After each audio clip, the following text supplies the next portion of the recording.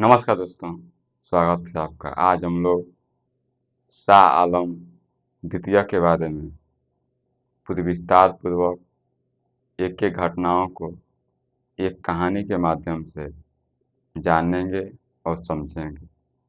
इसे हम अगर सामान्य भाषा में समझें तो शाह आलम द्वितीय के गद्दी पर बैठने से पहले उनके पिता आलमगीर द्वितीय जो कि गद्दी पर बैठे हुए थे, लेकिन वह एक नाम मात्र के शासक थे। पूरी शक्ति देखें तो इमादुल मुल्क के पास थी। आलमगीर द्वितीय इमादुल मुल्क के बिना कोई फैसले वह नहीं ले सकते थे। सारे फैसले इमादुल मुल्क ही लेते थे, क्योंकि वह वजीर थे और उनके पास दरबार की सारी शक्तियाँ थी। और आलमगीर द्वितीय केवल एक नाम मात्र के शासक थे। वास्तविक शासक वजीर इमादुल मुल्क थे, जो कि उनका सेना और प्रशासन पर पूरा नियंत्रण था, पूरा कब्जा था। मतलब वास्तविक शासक इमादुल मुल्क ही थे। लेकिन अंतिम समय में आलमगीर द्वितीय ने सोचा कि क्यों न हम इमादुल मुल्क को रास्ते से हटा दें। उन्होंने अहमद शाह अब्दाली से मदद मांगी, लेकिन किसी भी तरह यह पता चल गया इमादुल मुल्क को कि आलमगीर द्वितीय अहमद शाह अब्दाली से यह मदद मांग रहा है। जब इमादुल मुल्क जाना यह तो वह अपनी योजना बनाई और योजना के माध्यम से आलमगीर द्वितीय को कैद कर लिया गया और उसे देशद्रोह और विश्वासघात के आरोप में उसे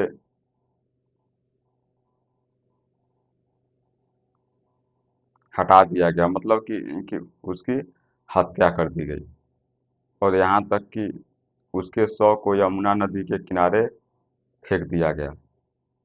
सोचिए, एक सम्राट है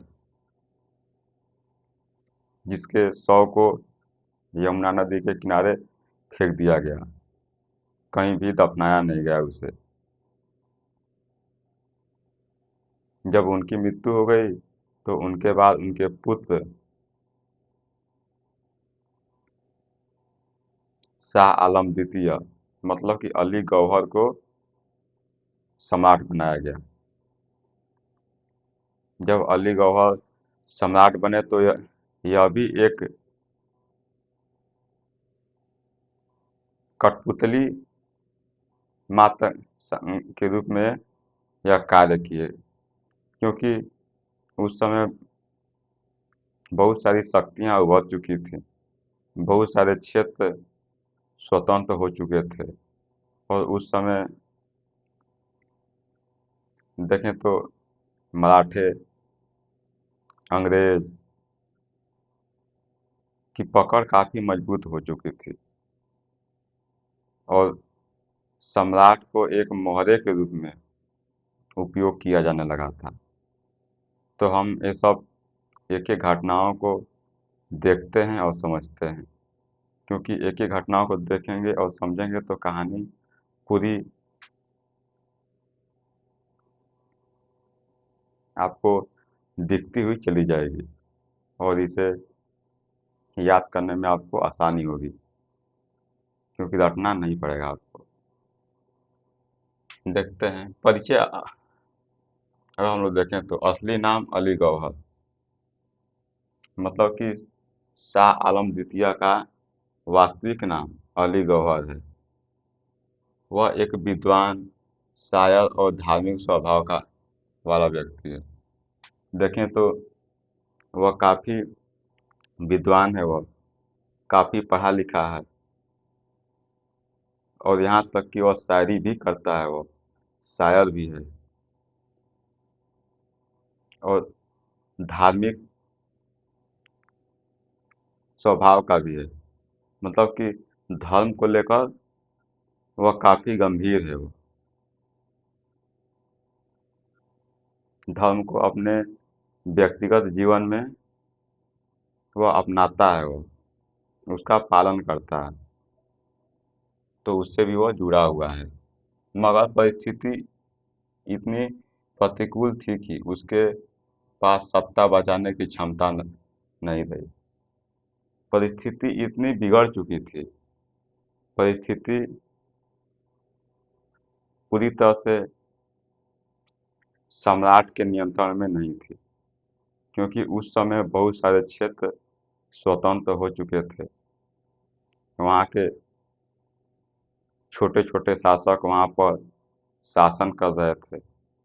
उस समय मराठे, अंग्रेज पूरी तरह से ताकत के रूप में सामने दिखाई दे रहे थे।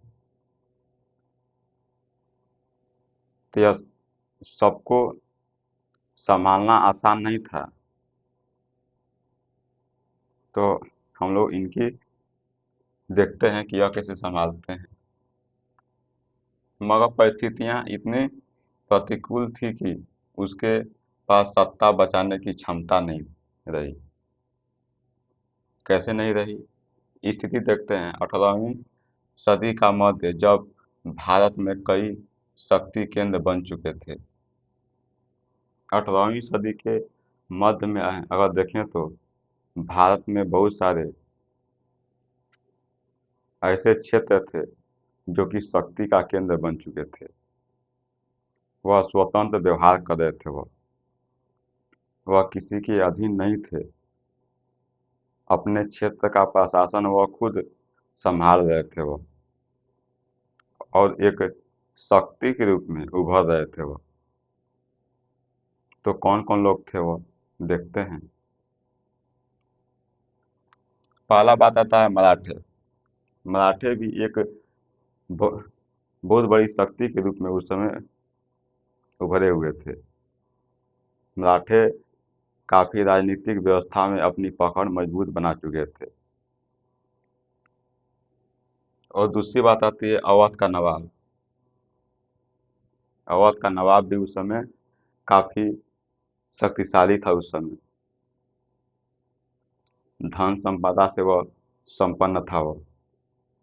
और देखें तो सिख भी थे, जो कि पंजाब के क्षेत्र में वह भी अपनी शक्ति को बढ़ा रहे थे, अपनी ताकत को वह बढ़ा रहे थे। तो सिख भी थे। और देखते हैं अंग्रेज।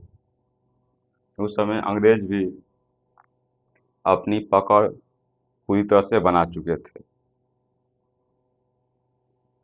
क्योंकि जब आप प्लासी का युद्ध अगर देखेंगे तो 1757 में अंग्रेज बंगाल पर कब्जा कर लिए, बंगाल पर नियंत्रण कर लिए। तो कहीं ना कहीं अंग्रेज भी एक बहुत बड़ी शक्ति के रूप में उभर रहे हैं, सामने आ रहे हैं। तो वह भी एक चुनौती के रूप में उनको देखा जा सकता है। और देखें तो रो रोहिल्लो थे। रो रोहिल्लो भी एक बहुत बड़ी शक्ति के रूप में सामने दिखाई दे रहे थे। वह भी एक चुनौती के रूप में सामने दिखते थे। तो इतना आपने देख लिया। और देखते हैं ऐसे समय में गद्दी पर बैठने वाला सम्राट लगभग बेबस था। जब कोई सम्राट गद्दी पर बैठा हुआ है, लेकिन इतनी सारी शक्तियां उस समय जो कि अपने अपने क्षेत्र में अपना शासन चला रही हैं, तो यहाँ पर शासन करना उतना आसान है नहीं, क्योंकि सभी के पास एक ताकत है, शक्तिशाली, वो भी शासक हैं। उनके पास धन संपदा की कोई कमी नहीं है और वह इतने शक्तिशाली हो गए हैं कि अब सम्राट को भी चुनौती दे रहे हैं। यहाँ तक कि सम्राट की मदद कर रहे हैं वो। सोचिए, जब सम्राट की वो मदद कर रहे हैं तो कितने शक्तिशाली हैं वो, आप समझ सकते हैं। तो इसे और भी देखते हैं। गद्दी पर बैठना, गद्दी पर बैठना तो उसके बाद में हम लोग देख लेते हैं कि शाह आलम द्वितीय कैसे गद्दी पर बैठे। तो देखते हैं। 1759 में अपने पिता की मृत्यु के बाद वह सम्राट बना। 1759 में आलमगीर द्वितीय की मृत्यु हो गई, क्योंकि उसे मारकर यमुना नदी के किनारे फेंक दिया गया। तो जब फेंक दिया गया उसे तो जो जो सिंहासन है, गद्दी है, वह खाली हो गई। तो अब बात आई कि अगला शासक कौन बनेगा। तो वह आलमगीर द्वितीय के पुत्र जो अली गौहर थे, उन्हें गद्दी पर बैठाया गया, जो कि शाह आलम द्वितीय के नाम से उनको सिंहासन पर बैठाया गया। और भी देखते हैं। नाम लिया शाह आलम द्वितीय, मतलब कि जो शाह आलम द्वितीय है वह एक उपाधि है और इसी नाम से वह गद्दी पर बैठे, सम्राट बने वो। और भी देखते हैं। लेकिन गद्दी मिलते ही समस्या सामने आई। जब शाह आलम द्वितीय गद्दी पर बैठे तो गद्दी पर बैठते ही समस्याएं सामने आने लगी। क्या समस्या आई उसे भी हम लोग देख लेते हैं। दिल्ली और उत्तर भारत में मराठे और अफगानों का खतरा, मतलब कि दिल्ली और उत्तर भारत पर मराठों और अफगानों का खतरा है, क्योंकि हर तरफ से आप अपनी दुश्मनों से घिरे हुए हैं। क्योंकि दिल्ली और उत्तर भारत में मराठों का खतरा है और अफगान भी हैं, देख सकते हैं आप। यहाँ पर पता है अफगानों का खतरा है। और देखते हैं दक्षिण और पूर्वी भारत में, देखें अंग्रेजों की ताकत बढ़ रही थी। दक्षिण और पूर्वी भारत में यहाँ पर अंग्रेजों की ताकत बढ़ रही है। यहाँ पर देखें तो दक्षिण और पूर्वी भारत भी सुरक्षित नहीं है और यहाँ तक कि उत्तर में मराठे हैं और दिल्ली में भी मराठे हैं। तो हर क्षेत्र कहीं ना कहीं शक्ति का केंद्र बना हुआ है। यहाँ पर देखें अगर तो दिल्ली और उत्तर भारत पर मराठे, दिल्ली और उत्तर भारत पर मराठे का कब्जा है। उस समय शक्तियाँ उनकी साफ साफ दिखाई दे रही हैं। और यहाँ पर देखें तो अब जो भी अफगान हैं वह भी शक्ति का केंद्र बन चुके हैं, क्योंकि आप अगर देखेंगे पंजाब के क्षेत्र में तो उस समय अहमद शाह अब्दाली वहाँ पर वह भी है। तो वह भी एक शक्ति के रूप में सामने दिख रहा है। और अगर देखें तो दक्षिण और पूर्वी भारत में, भारत का जो दक्षिण हिस्सा है और पूरब का हिस्सा है, वहाँ पर उन पर अंग्रेजों का कब्जा है। तो हर क्षेत्र कहीं ना कहीं शक्ति का केंद्र बने हुए हैं। तो यहाँ पर सम्राट को शासन करना उतना आसान है नहीं। क्योंकि हर तरह से आपको लोग चोट पहुंचाने के लिए खड़े हैं और भी देखते हैं। फिर देखें तो शाह आलम ने दिल्ली की बजाय बंगाल की ओर अपना आधार बनाने की कोशिश की। शाह आलम द्वितीय ने सोचा कि यहाँ पर न उत्तर में कोई सुरक्षित है, न कोई पश्चिम में सुरक्षित है, न दक्षिण में सुरक्षित है। और सुरक्षित उसे लगा कि हम बंगाल में रहेंगे तो कहीं न कहीं हम अच्छे से अपना जीवन व्यतीत कर पाएंगे, अच्छे से वहाँ पर शासन कर पाएंगे, क्योंकि वहाँ हमें कोई परेशान नहीं करेगा। क्योंकि अगर हम दिल्ली में रहेंगे तो वहाँ पर बगल में मराठे हैं, जो भी अफ़गान हैं, वह हमें बार बार चुनौती देते रहेंगे। और यहाँ तक कि दक्षिण में अंग्रेज भी हैं, वो भी परेशान करते रहेंगे। तो क्यों ना हम सबसे सुरक्षित जगह बंगाल में चलते हैं हम। तो यहाँ पर शाह आलम द्वितीय बंगाल जाने की बात कर रहे हैं, क्योंकि वही एक क्षेत्र है जो कि सुरक्षित है उस समय। देखते हैं उसको भी हम लोग। बंगाल की राजनीति और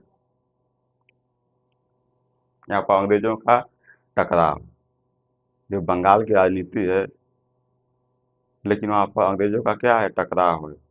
क्योंकि 1757 में जब प्लासी का युद्ध हुआ था, तो वहाँ पर जो भी अंग्रेज हैं उनका वहाँ पर कब्जा हो गया था।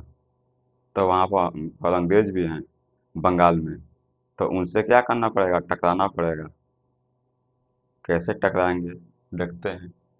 बंगाल का नवाब मीर कासिम शुरू में शाह आलम द्वितीय का समर्थक बना। जो बंगाल का नवाब है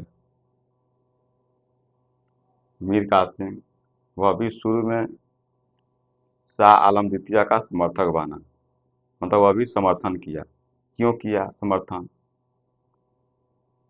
इसकी भी कुछ वजह रही होंगी, तो देखते हैं। देखिए, अंग्रेजों और मीर कासिम के बीच व्यापारिक मतभेद से तनाव बढ़ा। वहाँ पर अंग्रेज 1757 में बंगाल को जीत चुके थे, वहाँ पर उनका भी नियंत्रण था। लेकिन वहाँ का शासन प्रशासन मीर कासिम चला रहा था, और वहाँ पर अंग्रेज व्यापार कर रहे थे। लेकिन व्यापार को लेकर मीर कासिम और अंग्रेज के बीच टकराव हो गया, मतभेद हो गया। क्योंकि जो नियम तय किया था मीर कासिम, उससे कहीं न कहीं अधिक लोग लगान वसूल कर रहे थे। कहीं न कहीं लगान की चोरी कर रहे थे, जो कि मीर कासिम को के फैसले के बगैर वह लगान वसूल किए जा रहे थे। तो जब मीर कासिम को यह बात पता चला, तो अंग्रेजों के से उनका क्या हो गया, मतभेद हो गया, टकराव हो गया। तो क्या किए वह मीर कासिम, वह भी देखते हैं। मीर कासिम ने शाह आलम और अवध के नवाब शुजा उद दौला से मिलकर अंग्रेजों को हराने की योजना बनाई। मीर कासिम समझ गया कि अब जो भी अंग्रेज हैं उनको हटाने का समय आ गया है, क्योंकि वह अपनी मनमानी कर रहे हैं। जितना हम तय किए हैं कि आप इतना लगान वसूल करेंगे, लेकिन आप उससे कहीं ज़्यादा वसूल कर रहे हैं। मतलब कि शासक की आप बात नहीं मान रहे हैं आप। तो जब बात नहीं मानेंगे, तो शासक कुछ लोगों को मिलाकर अपनी योजना बनाएगा आपको हटाने के लिए, मतलब अंग्रेजों को हटाने के लिए। तो यहाँ पर मीर कासिम ने योजना बनाई और 3 लोगों को अपने साथ में ले लिया। पहला देखें तो तो खुद मीर कासिम है पहला, तो दूसरा शाह आलम द्वितीय, और तीसरा नंबर आता है कि शुजा उद दौला से मिलकर अंग्रेजों को हराने की योजना बनाई। वह वह मीर कासिम सोचा कि हम लोग तीनों लोग मिलकर और अंग्रेजों के विरुद्ध युद्ध करेंगे और उनको हराएंगे। तो सभी लोग इस पर क्या हो गए, सहमत हो गए कि ठीक है, कोई दिक्कत नहीं है, हम लोग युद्ध लड़ेंगे और उसे क्या करेंगे, रास्ते से हटा देंगे। लेकिन फिर क्या हुआ, बक्सर का युद्ध हुआ 1764 में। मतलब कि एक तरफ अंग्रेज हैं और दूसरी तरफ मीर कासिम, शुजा-उद-दौला और शाह आलम द्वितीय हैं। मतलब एक तरफ तीन शासक हैं और एक तरफ अंग्रेज हैं। इनके बीच 1764 में युद्ध हुआ। तो देखते हैं इसको भी। तारीख 22 अक्टूबर 1764, जो बक्सर का युद्ध हुआ वह 22 अक्टूबर 1764 को हुआ। फिर देखते हैं, युद्ध में तीन प्रमुख शक्तियां थी। जब युद्ध लड़ा गया तो उसमें तीन प्रमुख शक्तियां थी। पहला नाम आता है शाह आलम द्वितीय, जो कि मुगल सम्राट थे उस समय। दूसरा नाम आता है कि शुजा-उद-दौला, जो अवध का नवाब था। तीसरा मीर कासिम, बंगाल का नवाब था।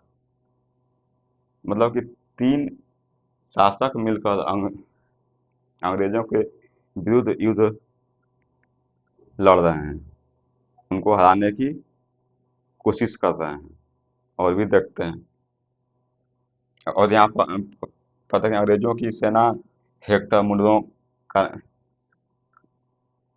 के नेतृत्व में काम कर रही है वह। मतलब कि जो भी अंग्रेज हैं तो उनका नेतृत्व कौन कर रहा है, हेक्टर मुनरो कर रहे हैं। मतलब आप सेनापति इन्हें मान सकते हैं आप। परिणाम क्या हुआ, जब जब वहाँ पर युद्ध हुआ, बक्सर का युद्ध हुआ वहाँ पर, तो क्या परिणाम निकले, वहाँ पर अंग्रेज जीत गए। लोग कहते हैं कि 1757 में जब प्लासी का युद्ध हुआ तो वह तुक्के से अंग्रेज जीत गए, धोखे से जीत गए, षड्यंत्र से जीत गए। तो सबको लग रहा था कि अंग्रेज उतने शक्तिशाली नहीं हैं जितना हम समझ रहे हैं।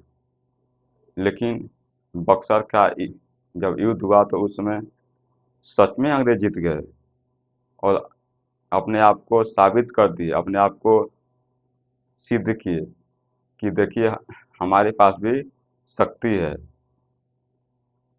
हम कमज़ोर नहीं हैं जितना आप समझ रहे हैं। और यहाँ पर अंग्रेज पूरी तरह से जीत गए और जो भी शाह आलम द्वितीय थे, शुजा-उद-दौला थे, मीर कासिम थे, मतलब कि तीनों शासक पराजित हो गए एक तरफ। तब फिर क्या हुआ, और भी देखते हैं। तो यहाँ पर देखें अंग्रेजों का निर्णायक जीत हुआ, मतलब यहाँ पर अंग्रेज जीत गए। यहाँ पर तीनों शासक पराजित हो गए। जो तीन शासक मिलकर लड़े थे वह क्या हो गए, पराजित हो गए।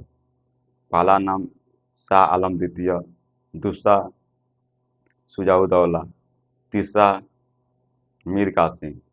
जो तीनों मिलकर लड़े थे और क्या हो गए, हार गए, पराजित हो गए। तो फिर क्या हुआ, फिर हम लोग महत्व देख लेते हैं इसका। भारत पर बाद में जो थे अंग्रेजों की सत्ता की असली नींव यहीं रखी गई। जब बक्सर का युद्ध जीता अंग्रेजों ने, तो यहाँ पर अंग्रेजों की असली सत्ता की नींव रखी गई यहाँ पर।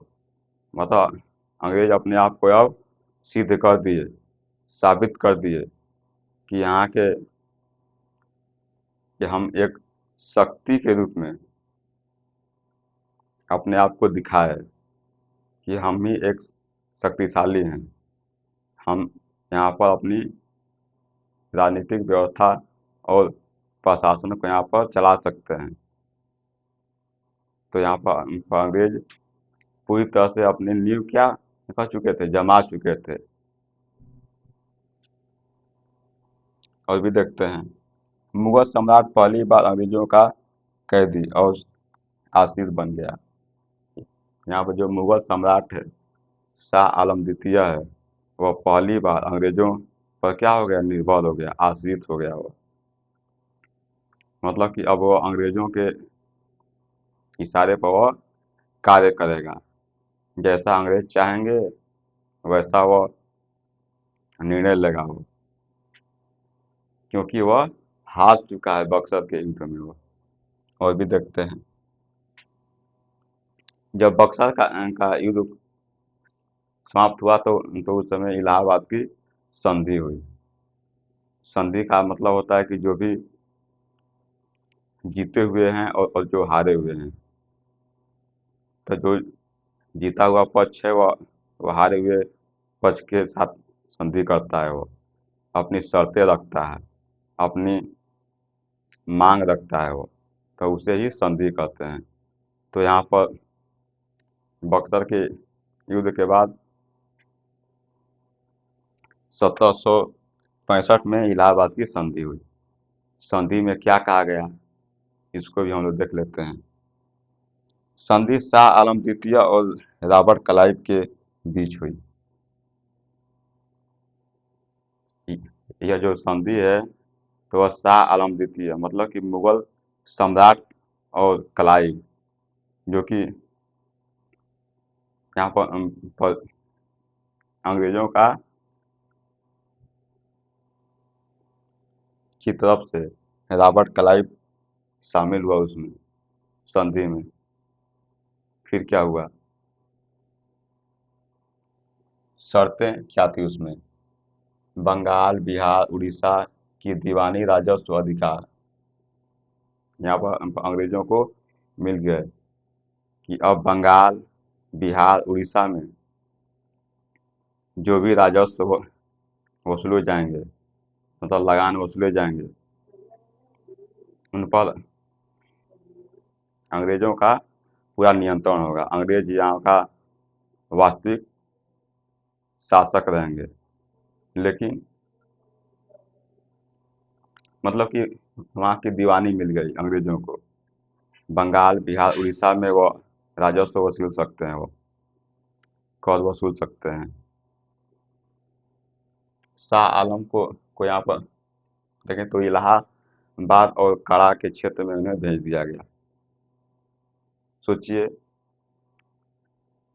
शाह आलम द्वितीय जो कि मुगल सम्राट हैं, लेकिन जब संधि किया गया तो उनको इलाहाबाद के क्षेत्र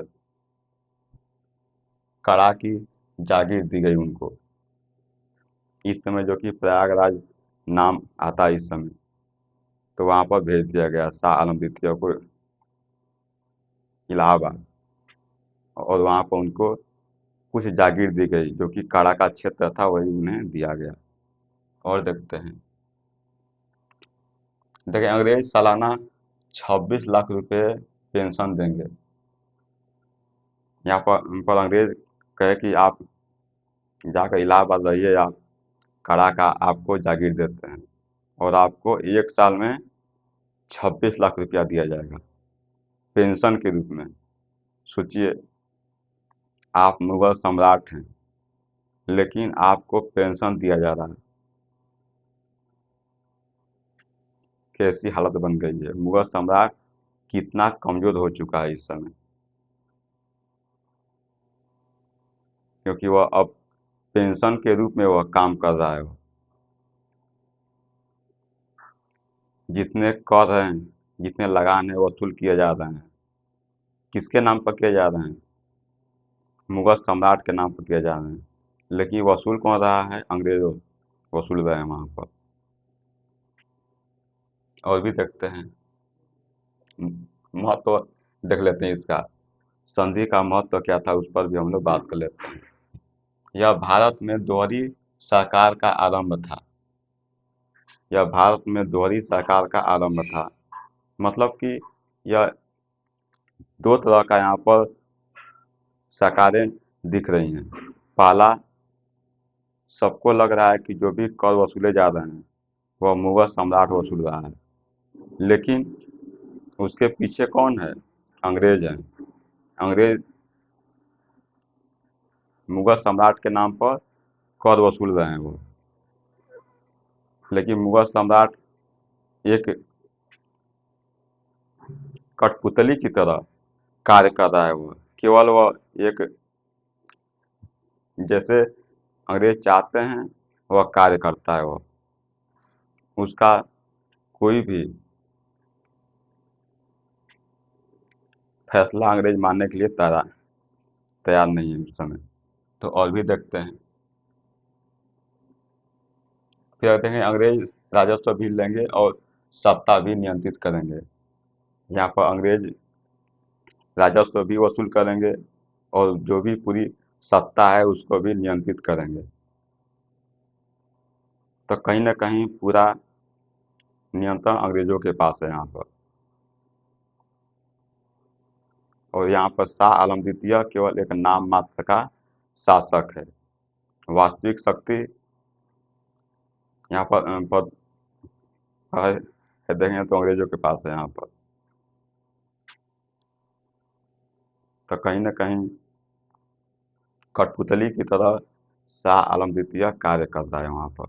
वास्तविक शासक अंग्रेज हैं।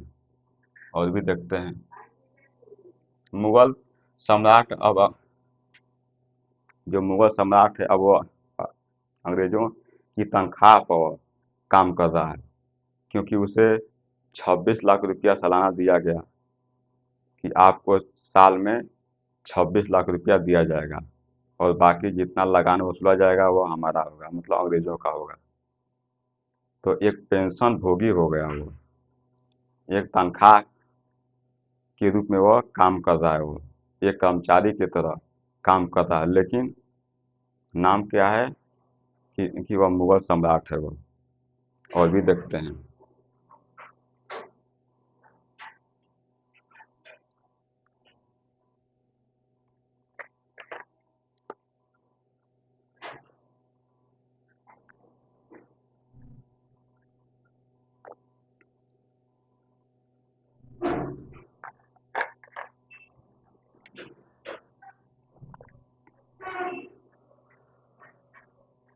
और भी देखते हैं हम लोग। देखिए मराठों की मदद से दिल्ली वापसी, जो क्योंकि शाह आलम द्वितीय को इस समय बंगाल में भेज दिया गया है, जो कि वहाँ पर क्षेत्र पड़ता है इलाहाबाद, जो कि इस समय प्रयागराज नाम। वहाँ पर उसे काड़ा की जागीर दी गई। आप सोच सकते हैं कि वह मुगल सम्राट है जिसे राजधानी में होना चाहिए, जो कि दिल्ली है, लेकिन वह दिल्ली में न होकर बंगाल में है। वो तो यह कहीं ना कहीं अपमान का यह विषय सामने आता है कि कि मुगल सम्राट खुद ही दिल्ली मतलब राजधानी से बहुत दूर है वो। तो एक अपमानजनक यह दिखाई देता है। तो शाह आलम द्वितीय ने सोचा कि क्यों न हम मराठों से मदद मांगे कि हमें दिल्ली के सिंहासन पर बैठाएं आप। तो देखते हैं उसको भी हम लोग। देखिए मराठों की मदद से दिल्ली वापसी। यहाँ पर इलाहाबाद संधि के बाद शाह आलम कुछ साल प्रयागराज में रहा। जब इलाहाबाद की संधि हो गई तो शाह आलम द्वितीय कुछ समय तक तक देखें इलाहाबाद, जो कि प्रयागराज इस समय कहा जाता है, वहाँ पर वह रहे। लेकिन फिर क्या हुआ, लेकिन सम्राट होकर भी राजधानी से दूर रहना अपमानजनक था। आप मुगल सम्राट हैं लेकिन आप राजधानी से दूर हैं, तो कहीं ना कहीं यह अपमान की बात है कि आप सम्राट हैं तो आपको राजधानी में होना चाहिए, लेकिन आप राजधानी में नहीं हैं। आप बंगाल के इलाहाबाद के काड़ा के क्षेत्र में हैं। आप तो एक अपमान का विषय सामने आता है। तो उन्होंने क्या किया उसने मराठों से मदद मांगी। जो शाह आलम द्वितीय हैं वह मराठों से मदद मांगे कि आप हमारी मदद कीजिए और दिल्ली की सिंहासन पर हमें बैठाइए। तो उस समय महादजी सिंधिया थे, कहे कि ठीक है, हम आपको दिल्ली की सिंहासन पर आपको बैठाएंगे, क्योंकि मराठे उस समय काफ़ी ताकतवर हैं, शक्तिशाली हैं। उनकी राजनीतिक व्यवस्था में पूरी तरह से पकड़ मजबूत है। वह वह राजनीति को अच्छी तरह से जान रहे हैं वो, क्योंकि वह भी एक शक्ति का केंद्र बने हुए हैं। देखते हैं 1772 मराठे ने उसे दिल्ली पहुंचाया और सिंहासन पर बैठाया। 1772 में मराठे उनको दिल्ली के सिंहासन पर बैठा दी। मतलब कि अब शाह आलम द्वितीय दिल्ली की गद्दी पर बैठ चुके हैं यहाँ पर। लेकिन एक बात ध्यान दीजिएगा कि कोई भी राजनीति में आपका सहायता करता है तो बिना फायदा के वो नहीं करता है। तो यहाँ पर मराठे भी वही कार्य कर रहे हैं कि आपको गद्दी पर बैठाए तो जो शासन व्यवस्था है उसका नियंत्रण कौन करेंगे? तो मराठे करेंगे, क्योंकि जब आपको दिल्ली की गद्दी पर बैठाए हैं वो, तो कोई मुफ्त में तो काम करता नहीं है। तो यहाँ पर देखते हैं, पर वास्तविक सत्ता मराठों के पास रही। देख सकते हैं, सामने देखिए आप साफ साफ। देखें यहाँ पर तो जब शाह आलम द्वितीय दिल्ली की गद्दी पर बैठ गए, लेकिन वास्तविक सत्ता किसके पास है? मराठों के पास है। तो यहाँ पर राजनीतिक व्यवस्था में कोई भी मुफ्त में काम नहीं करता है। सबकी कहीं ना कहीं अपने फायदे होते हैं। तो यहाँ पर वास्तविक सत्ता मराठों के पास रही। अब देखते हैं आगे क्या हुआ। दिल्ली की स्थिति देख लेते हैं हम लोग कि दिल्ली की स्थिति उस समय कैसी थी। दिल्ली का लाल किला अब केवल नाम का केंद्र रह गया था। जो दिल्ली का लाल किला है वह केवल एक नाम मात्र का केंद्र रह चुका था, क्योंकि जो मुगल सम्राट हैं वह एक नाम मात्र के शासक थे। वह सबको लगता था कि वह सम्राट हैं, लेकिन वह किसी न किसी के इशारे पर कभी अंग्रेजों की तरफ से कार्य कर रहे हैं, कभी भी मराठों की ओर से कार्य कर रहे हैं वो। तो वह वास्तविक शासक वह नहीं रहे, कहीं ना कहीं कठपुतली की तरह वह कार्य किए वो।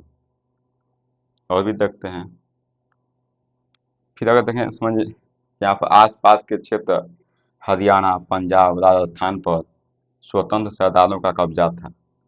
दिल्ली के जो भी आसपास के क्षेत्र हैं, हरियाणा है, पंजाब है, राजस्थान है, वहाँ पर भी स्वतंत्र शासक वहाँ पर अपने अपने क्षेत्र को संभाल रहे हैं। तो वह भी अपने अपने क्षेत्रों को जब संभाल रहे हैं तो वह भी एक शक्ति का केंद्र बने हुए हैं हर क्षेत्रों में वो लोग भी।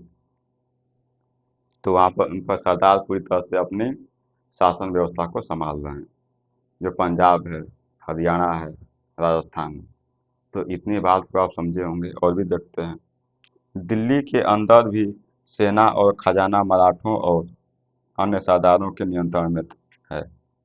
दिल्ली का जो खजाना है, दिल्ली में जो धन संपदा है, उस पर देखें तो दिल्ली के अंदर भी सेना, जो दिल्ली में सेना है और खजाना, जिस पर मराठों और सरदारों का नियंत्रण है, कब्जा है। सोचिए, मुगल सम्राट है लेकिन उसके पास न सेना है न खजाना है, तो कैसा शासक है भाई? देखते हैं, बहुत दिलचस्प है। शाह आलम की हालत, गद्दी पर बैठा राजा लेकिन अपनी सेना और खजाना नहीं है। शाह आलम द्वितीय जो गद्दी पर बैठा है वह सम्राट है, लेकिन उसके पास न सेना है न खजाना है। बहुत बड़ी बात है कि आप एक सम्राट हैं लेकिन आपके पास सेना नहीं है, आपके पास खजाना नहीं है, तो कैसे सम्राट हैं आप? तो यहाँ पर साफ साफ दिख रहा है कि सम्राट के पास कुछ भी नहीं है। और भी देखते हैं गुलाम कादिर की घटना 1788 में। गुलाम कादिर की घटना 1788 में होती है, जो कि काफ़ी दिल दहलाने वाली घटना है यह। तो हम लोग देखते हैं इसको भी। देखिए, अफगान सरदार गुलाम कादिर रोहिल्ला नेता का उत्तराधिकारी ने दिल्ली पर हमला किया। जो अफगान सरदार गुलाम कादिर हैं, वह दिल्ली पर वह हमला करते हैं। जब दिल्ली पर हमला किए तो क्या हुआ?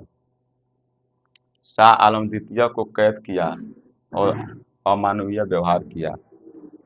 जब दिल्ली पर हमला किया वो, तो वहाँ के सम्राट थे, जो मुगल सम्राट शाह आलम द्वितीय हैं, उनको कैद कर लिया गया और उनके साथ अमानवीय व्यवहार किया गया।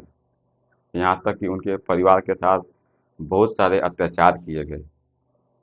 और उस समय शाह आलम द्वितीय को पकड़कर उसके आंखें निकाल ली गई। कहते हैं कि गुलाम कादिर ने सुई को गर्म कर कर और शाह आलम द्वितीय की आंखों को निकाल लिया था, जो कि काफ़ी दर्दनाक घटना सामने आती है। देखते हैं, सबसे भयानक घटना उसकी आंखें निकाल दी गई। यह घटना मुगल साम्राज्य की अत्यधिक बेइज्जती का प्रतीक बना। सोचिए, मुगल सम्राट की आंखें निकाल ली गई, यह एक बेइज्जती का प्रतीक है। और देखते हैं, इतिहासकार कहते हैं कि मुगल सम्राट का सूर्य वहीं अस्त हो गया। यहाँ पर मुगल सम्राट का जो सूर्य है वह यहीं पर अस्त हो गया, क्योंकि जब मुगल सम्राट के आंखें ही निकाल दी गई तो उसका जो भी रोशनी है वो तो क्या कर लिया, आप छीन लिया। लेकिन फिर भी वह जिंदा रहा। वो लगभग में 18 सालों तक वह जिंदा रहा, आंखें निकालने के बाद भी। देखते हैं और भी हम लोग। देखें, अंग्रेजों की सुरक्षा 1803। यहाँ पर हम अंग्रेजों की सुरक्षा 1803 देख लेते हैं। 1803 अंग्रेज लॉर्ड लेक ने दिल्ली पर अधिकार किया। 1803 में दिल्ली पर अंग्रेजों का अधिकार हो गया, जो कि लॉर्ड लेक के नेतृत्व में हुआ। जब अंग्रेजों का दिल्ली पर अधिकार हो गया 1803 में, तो अब वहाँ की पूरी शासन व्यवस्था को अंग्रेज ही संभालेंगे। तो देखते हैं, शाह आलम को फिर गद्दी पर बैठाया, लेकिन अब वह अंग्रेजों की संरक्षित शासक था। जब दिल्ली पर कब्जा हो गया अंग्रेजों का, तो उन्होंने फिर से शाह आलम द्वितीय को गद्दी पर बैठा दिया, क्योंकि शासन व्यवस्था को यहाँ पर अंग्रेज साफ साफ नहीं चला रहे हैं, वह मुगल सम्राट की मदद से चला रहे हैं वो। क्योंकि अगर वह शासन व्यवस्था में खुद सामने आएंगे खुल कर अगर, तो जो भी जनता है वह उन्हें स्वीकार नहीं करेगी। तो वह आलम द्वितीय मतलब कि मुगल सम्राट का वह सहारा लेकर शासन कर रहे हैं। वो जनता को लगेगा कि यह जो भी फैसले किए गए हैं, यह यह फैसले अंग्रेजों के नहीं हैं, यह मुगल सम्राट के हैं। लेकिन मुगल सम्राट किसके इशारे पर कार्य कर रहा है, तो वह अंग्रेजों के इशारे पर कार्य कर रहा है वो। तो कहीं ना कहीं जनता को भ्रम में रखा गया इस समय। देखते हैं,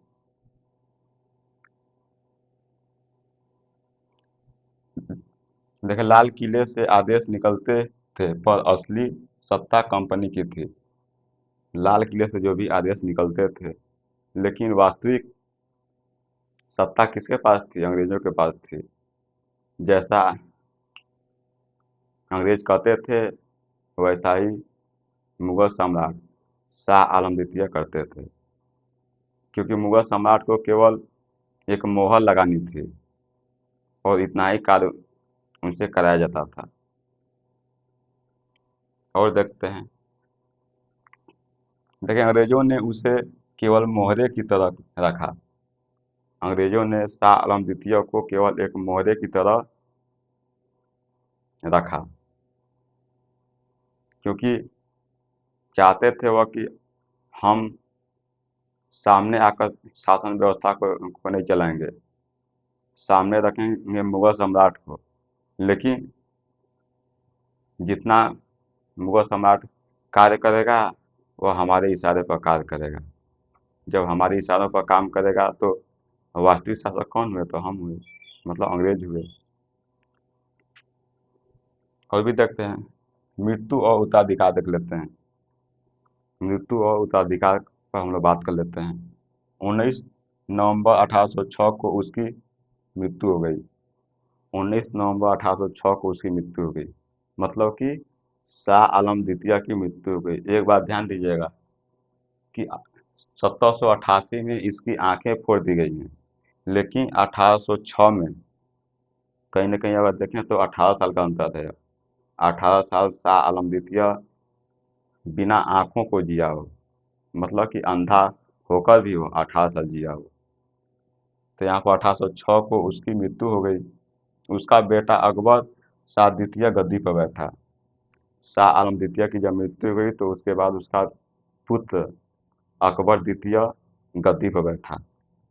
लेकिन तब तक देखिए अंग्रेजों पूरे देश के वास्तविक शासक बन चुके थे। जब अकबर द्वितीय गद्दी पर बैठे तो उस समय पूरी भारत पर अंग्रेज देखें तो वास्तविक शासक बन चुके थे। भारत के वास्तविक शासक अंग्रेज बन चुके थे। तो शाह आलम द्वितीय के बारे में पूरी विस्तार पूर्वक एक एक घटनाओं को आप जाने होंगे और समझे होंगे। मिलेंगे अगले लेक्चर में, तब तक के लिए आपका बहुत बहुत धन्यवाद।